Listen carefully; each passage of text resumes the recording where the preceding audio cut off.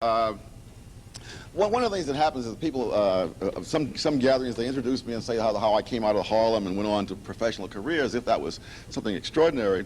And a few years ago, a black lawyer in Harlem wrote to me, from Harlem, I don't think he was in Harlem anymore, saying that he grew up in Harlem and gave the address. It was about 2 blocks from where I grew up, saying, you know, really, that was not that unusual in that era. And he proceeded to list, I think it was something like a priest, 2 lawyers, a college president, etc., who all came out of this one building, this one tenement that he lived in. And as I thought back over it, I realized that was really not that unusual in that era.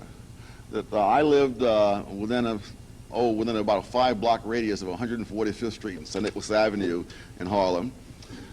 And within that radius, I can remember a kid whom I played with who went on to become the dean of one of the colleges, is recently retired.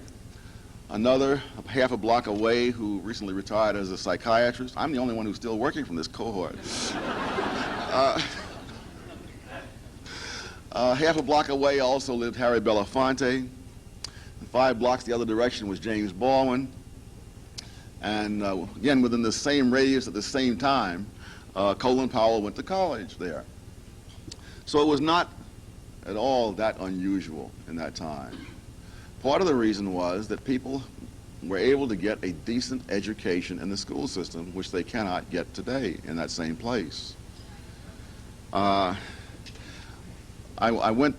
had my niece who lives in Harlem tell me the name of the math textbook that her kids were using in the 11th grade.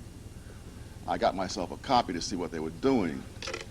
And the next time I talked with her, I said, you know, what they're teaching your kids in the 11th grade is what they taught me in the 9th grade. So that's where the educational system is. So that a kid who lives in that same block that I or that lawyer lived in no longer has the same opportunity that we had because the education system has been destroyed. There's a great deal of self-congratulation in some liberal circles because of all the things that have been done for blacks. But if you destroy the family, law and order, and education, there is nothing else you can do that will make up for it.